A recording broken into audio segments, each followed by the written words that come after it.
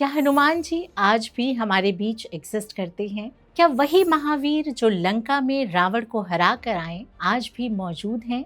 नमस्कार, मैं हूं आपके साथ विनीता और आज के वीडियो में हम इसी रहस्यमयी विषय पर चर्चा करेंगे कि क्या हनुमान जी आज भी हमारे बीच एग्जिस्ट करते हैं। इसका सांकेतिक और आध्यात्मिक मतलब क्या है। वाल्मीकि रामायण के अंतिम चरण में जब प्रभु श्री राम सरयू नदी में जल समाधि लेने जा रहे थे तो उनके परम भक्त हनुमान उनके साथ चलने का आग्रह करते हैं। तब श्री राम उनसे कहते हैं कि तुम तब तक इस धरती पर रहो जब तक मेरा नाम रहेगा।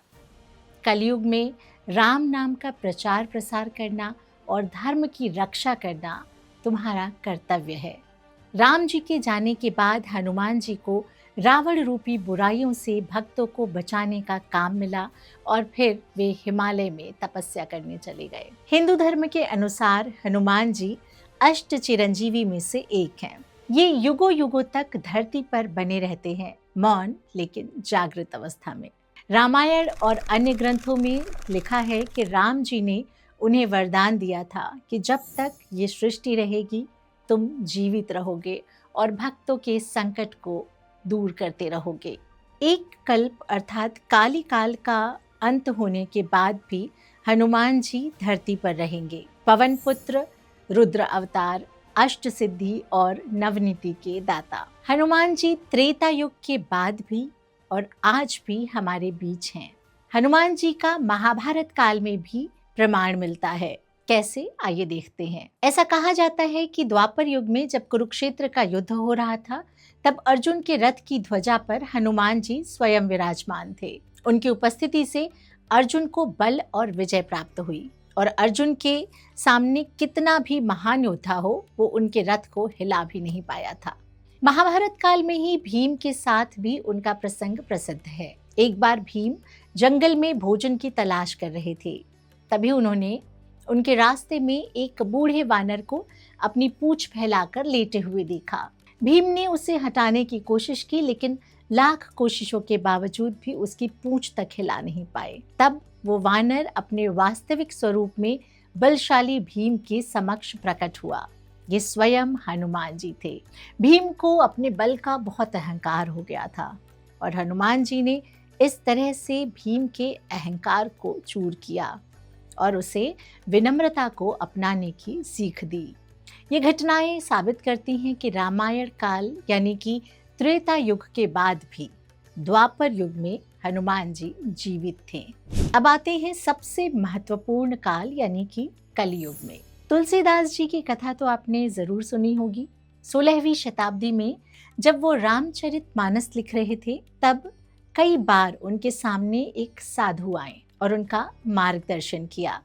बाद में तुलसीदास को इस बात का आभास हुआ कि ये कोई और नहीं बल्कि हनुमान जी थे। उनके द्वारा लिखी गई हनुमान चालीसा स्वयं हनुमान जी की आज्ञा का परिणाम थी।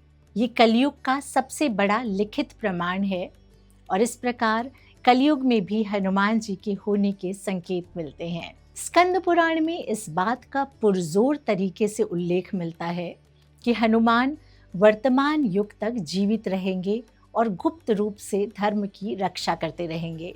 विष्णु पुराण और कल्कि पुराण में भी ये उल्लेख है कि वे कल्कि अवतार की सहायता के लिए इस धरती पर मौजूद रहेंगे।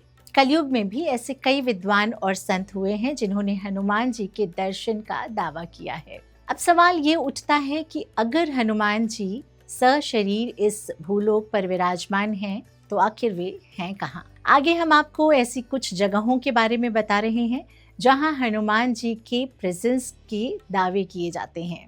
गंधमादन पर्वत।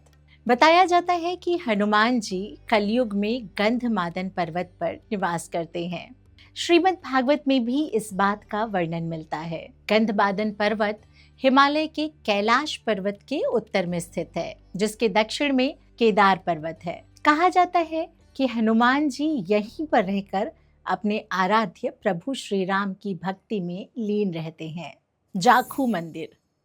गौरतलब है कि शिमला में जाखू नाम का एक प्रसिद्ध मंदिर है जहां हनुमान जी के पैरों के निशान आज भी मौजूद हैं। ऐसा कहा जाता है कि जब हनुमान जी संजीवनी बूटी लेने के लिए जा रहे थे, तब उन्होंने यहाँ रुककर कुछ देर विश्राम किया था। हनुमान गुफा। तिब्बत के मानसरोवर के पास एक गुफा है जिसे हनुमान गुफा कहते हैं। लोगों ने यहाँ कई बार एक दिव्य प्रकाश निकलते हुए देखा है। ऐसा कहते हैं कि हनुमान जी यहाँ ध्यान लगाते हैं। व्यास गुफा। बद्रीनाथ के पास स्थित व्यास गुफा से जुड़ी भी एक रोचक कहानी है।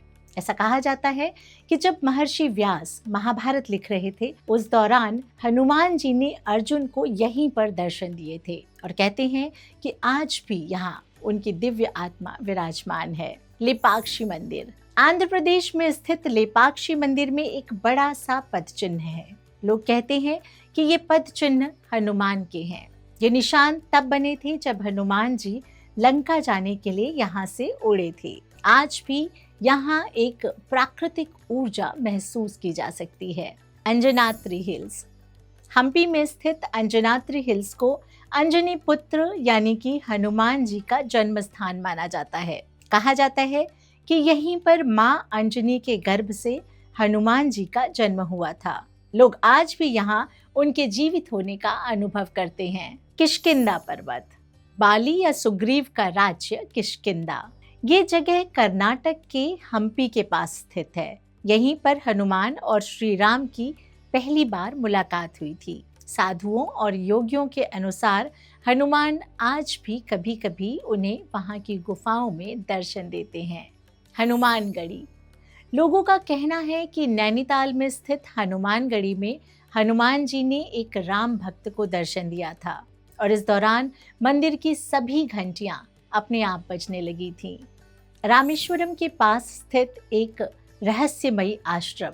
कहा जाता है कि यहाँ हनुमान जी आज भी गहन ध्यान में लीन रहते हैं। श्री व्यास राज मंदिर।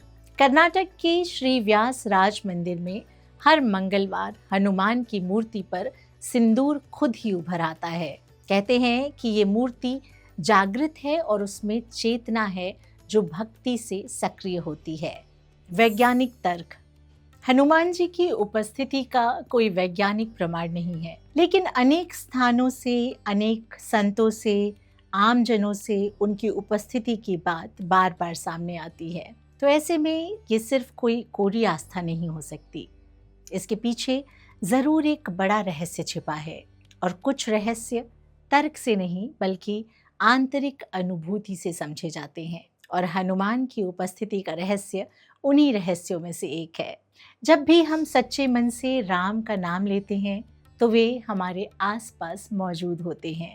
हनुमान को देखने के लिए बाहरी आंखों की नहीं बल्कि आंतरिक दृष्टि और श्रद्धा भाव चाहिए। जब भी हम संकट के समय उनका ध्यान करते हैं तो वे संकट मोचक के रूप में हमारे कष्टों को हमारे बिगड़े काम बना देते हैं। तो दोस्तों, आपने देखा कि किस तरह शास्त्रों, कथाओं और लोक मान्यताओं में हनुमान जी के जीवित होने के अनगिनत प्रमाण मिलते हैं। ये सब मिलकर एक ही तरफ इशारा करते हैं कि हनुमान जी आज भी अपने सूक्ष्म रूप या सबटल फॉर्म में अपनी असीम शक्ति के साथ इस पृथ्वी पर मौजूद हैं। आप क्या मानते हैं? क्या आपको अपने जीवन में कोई ऐसी अनुभूति हुई है जब आपने बजरंग बली की शक्ति को महसूस किया हो? क्या आप कभी किसी ऐसी जगह पर गए हैं जहां आपको हनुमान जी की उपस्थिति का एहसास हुआ हो?